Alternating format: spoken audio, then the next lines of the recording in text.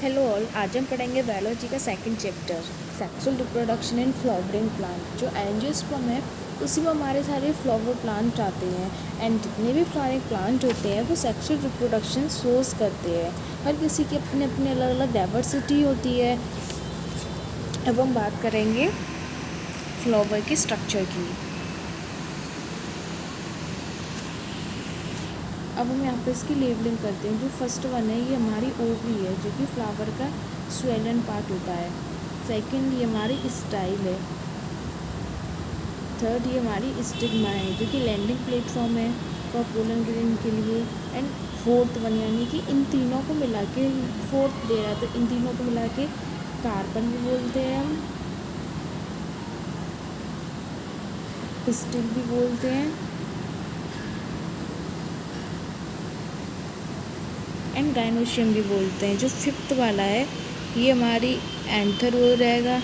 Sixth वाला है ये हमारा फिलामेंट हो जाएगा।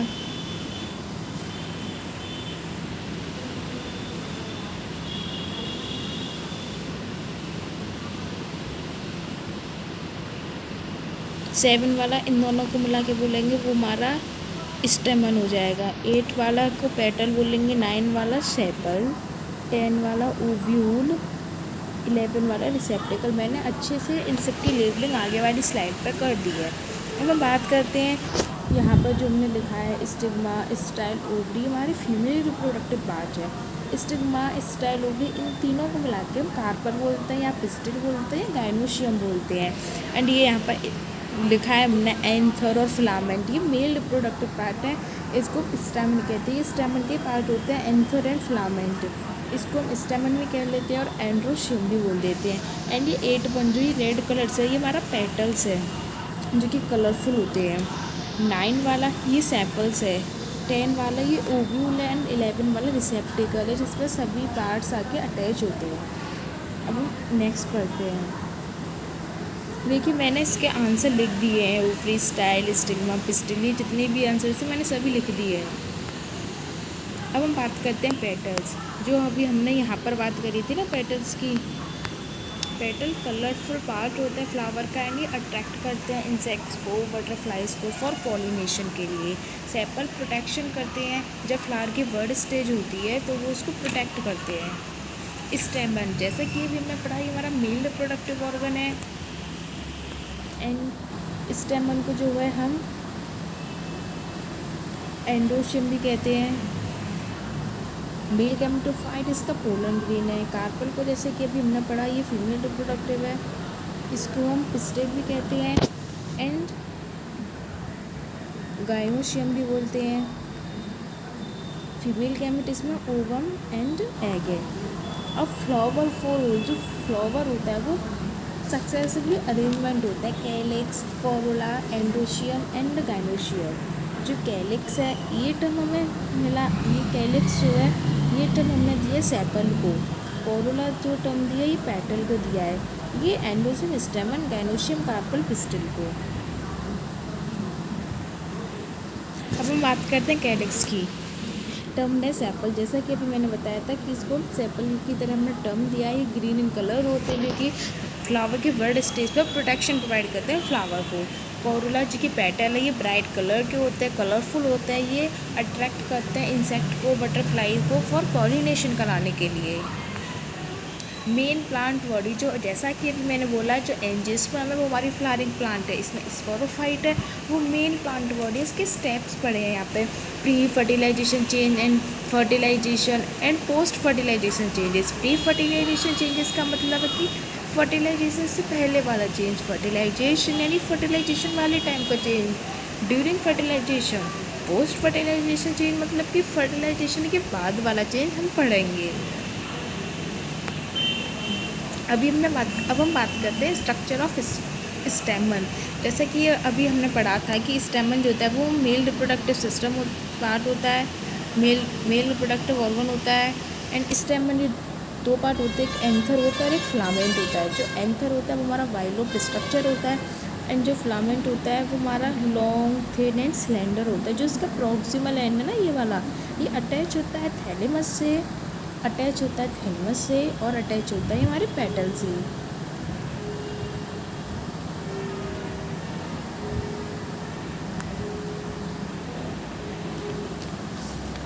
ओके, अब हमें पता है कि जो एंथर है उसके वो हमारा बाइलोब्ड होता है and each lobe has two theca.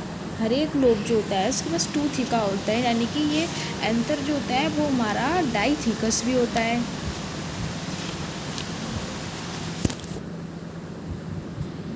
Anther जो होता है वो हमारा डाईथीकस भी होता है एंड ईच थीका, यानी कि एंड हर एक थीका जो होता है एवरी ईच थीका उसके पास एक माइक्रोस्पोरेंजिया होता है। जो माइक्रोस्पोरेंजिया होता है वही तो एंथर होता है एंड एंथर टेट्रास्पोरेंजिएट होता है, यानी कि 4 साइड टेट्रागोनल स्ट्रक्चर होता है ना उसका।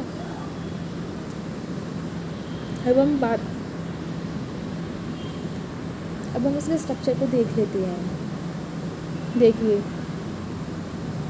ये हमारे टैपेटम, ये हमारा स्पोरोजीनस टिश्यू, ये एंडोथीशियम, एपिडर्मिस कनेक्टिव। जब मैंने इसको यहाँ से इसको बड़ा करके देखा तो मैं इसमें साफ साफ समझ में आ रहा है tapetum, microspore, mother cell, middle layer, endothecium. ये डायग्राम आपकी एनसीईआरटी बुक में भी दिया हुआ है।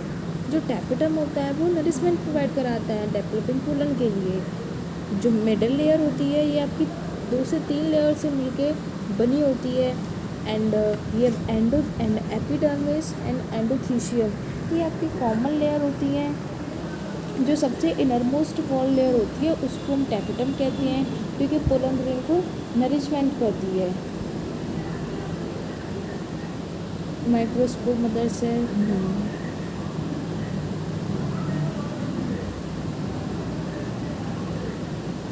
जो स्पोरोजीनस टिश्यू होता है वो 2 एंड से एंड होता है। जो हर एक कॉर्नर होते हैं वो माइक्रोस्पोरेंजिएट, जैसा कि मैंने बोला था माइक्रोस्पोरेंजिएट, टेट्रास्पोरेंजिया, यानी कि 4 माइक्रोस्पोरेंजिया होते हैं हर कॉर्नर पे, 4 माइक्रोस्पोरेंजिया होते हैं। एंड एपिडर्मिस और एंडोथीशियम जो होती है वो जो एपिडर्मिस और एंडोथीशियम वाली जो लेयर है ये हमारी कॉमन होती है।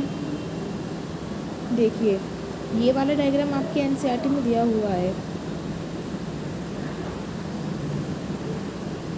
यहाँ पर पोलन ग्रेन जो यहाँ पर मैच्योर एंथर है, जो ये मैच्योर एंथर है यहाँ पर मिडिल लेयर है टैपेटम यूज हो चुकी है। यहाँ पर जो यहाँ पर ये आपको पहले से ना ये वाले पोलन ग्रेन से एंड ये वाली लेयर जो है ये वाली मिडिल लेयर एंड टैपेटम है जो कि यूज हो चुकी है एंड ये वाला स्पोरोजीनस टिश्यू है। अब हम डिफ्रेंशिएट करते हैं young anther and mature anther में। जो यंग एंथर होता है उसमें 4 माइक्रोस्पोरेंजिया, उसमें 2 पोलन सेक्स हैं। इसमें स्पोरोजीनस टिश्यू, इसमें पोलन ग्रेन्स प्रेजेंट होते हैं। इसमें 4 लेयर्स इंक्लूड होती हैं जो भी हमने देखी थी, epidermis, endothecium, middle layer and tapetum. इसमें ओनली 2 लेयर्स होती हैं, एपिडर्मिस एंड एंडोथीशियम। जो हमारी epidermis, endothecium and middle layer है ये प्रोटेक्शन का काम करती है एंड डेहिसेंस करती है। पोलन ग्रेन को रिलीज़ करने के लिए, मतलब कि आपकी बुक में एक स्ट्रक्चर दिया हुआ है स्टेमन का जिसमें पोलन ग्रेन्स निकल रहे हैं, यानी कि वहाँ पर इसका बस्ट होना जिसमें पोलन ग्रेन निकल रहे हैं। डेहिसेंस का मतलब रिलीज़ होना पोलन ग्रेन्स का। एंड इसमें मेन जो epidermis, endothecium and middle layer, इनमें से जो मेन लेयर होती है डेहिसेंस की वो एंडोथीशियम होती है। एंडोथीशियम का मेन काम होता है डेहिसेंस का लाने का। जो टैपेटम है वो नरिशमेंट प्रोवाइड करती है डेवलपिंग पोलन को। ये स्टिकी पोलन होती है, यानी कि जो चिपचिपी होती है, जो ऑयली पोलन किट कहते हैं वो होती है, यानी एंजाइम प्रोड्यूस करती है।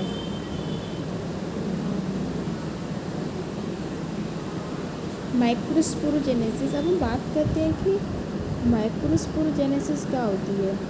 माइक्रोस्पोरोजेनेसिस होती है the process of formation of microspore from microspore mother cell, यानी कि ये वो प्रोसेस है यहाँ पर माइक्रोस्पोर का फॉर्मेशन हो रहा है माइक्रोस्पोर मदर सेल से, यानी MMC।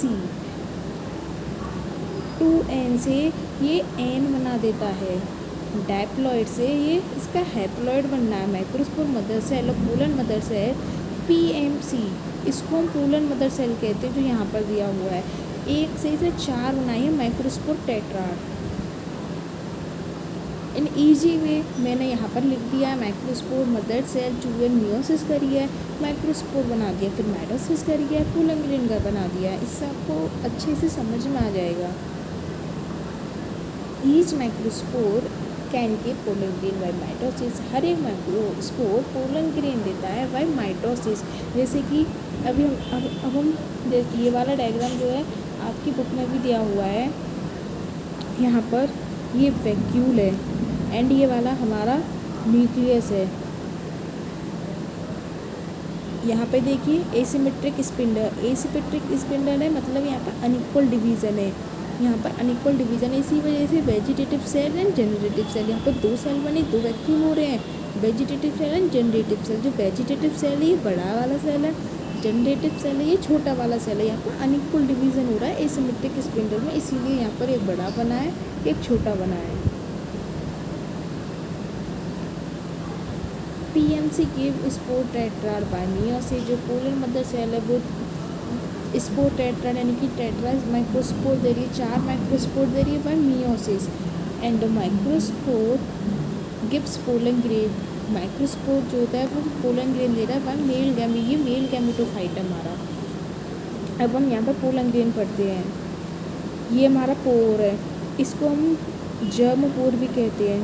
ये जनरेटिव न्यूक्लियस, ये न्यूक्लियस में तो जनरेटिव न्यूक्लियस, जब सेल आ जाएगा तो उसको जनरेटिव सेल बोलेंगे। ऐसे वेजिटेटिव न्यूक्लियस जब सेल आ जाएगा तो उसको वेजिटेटिव सेल बोलेंगे। ये हमारी इंटाइन हो गई एंड ये हमारी एक्साइन हो गई। एक्साइन जो ये एक्साइन है वो हमारी आउटर लेयर है जो कि हार्ड होती है, एंड इंटाइन है ये हमारी इनर मोस्ट लेयर, ये हमारी इनर लेयर है पोलन ग्रेन की। इसमें हमारा थिक नेक ऑफ सेलुलोज भी है और ये जनरेटिव न्यूक्लियस भी है, वेजिटेटिव न्यूक्लियस भी है। एंड जो मैच्योर पोलन ग्रेन होता है उसके 2 सेल्स होते हैं, एक large vegetative cell, small generative cell. जैसा कि अभी हमने पढ़ा कि वेजिटेटिव सेल ये बड़ा है और ये जनरेटिव सेल ये छोटा है। और जो ये वेजिटेटिव सेल है ये हमारा बड़ा होता है, जनरेटिव सेल जो होता है ये हमारा छोटा होता है।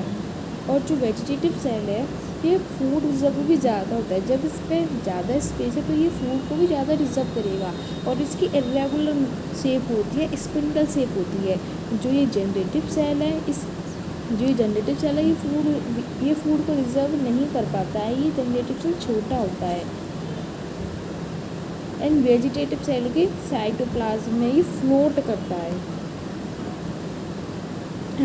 अब हम पढ़ लेते हैं vegetative cell difference in generative cell. Vegetative cell large size बड़ा होता है, ये हमारा स्मॉल साइज होता है। इसमें फूड रिजर्व करता है, ये फूड रिजर्व नहीं कर पाता है। इसकी इरेगुलर शेप होती है, इसकी स्पिंडल शेप होती है। इसमें वैक्यूल प्रेजेंट होता है, इसमें वैक्यूल प्रेजेंट नहीं होता है। इसमें पोलन ट्यूब होती है और इसमें मेल गैमेट होता है। अब हम एक्साइन एंड इंटाइन में बारे में पढ़ लेते हैं। जो एक्साइन है ये हमारी डिसकंटिन्यूस होती है, इंटाइन हमारी कंटिन्यूस लेयर है। प्रोटेक्शन देते ये पोलन ट्यूब डेवलप कराते हैं। ये स्पोरोपोलिन जो कि रजिस्टर करता है टेम्परेचर के लिए, एसिड के लिए, एल्कली के लिए, एंजाइम के लिए।